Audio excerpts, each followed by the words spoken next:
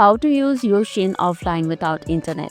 So you are wondering how to get your Yoshion fixed even when the Wi-Fi or you are out of the data. You have come to the right place. It's actually straightforward. So first things first, what you have to do is you need to make sure you have downloaded the content you want to access offline before you lose the internet connection. Think of it like packing a picnic. You wouldn't wait until you are at the park to start gathering your sandwiches, right? First things first, open up your Yoshion app.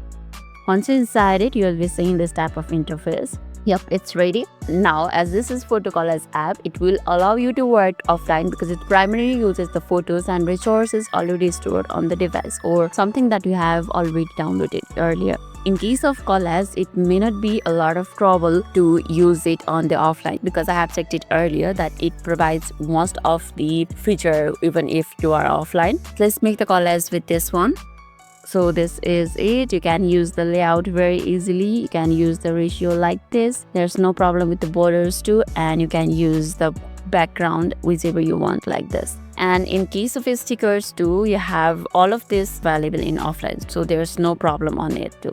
And in case of a text, you can add whatever text you want like this, and you can erase or paint with the pen option like this. Eventually, you can either add the photo to the grid or photo on the photo, that is overlay.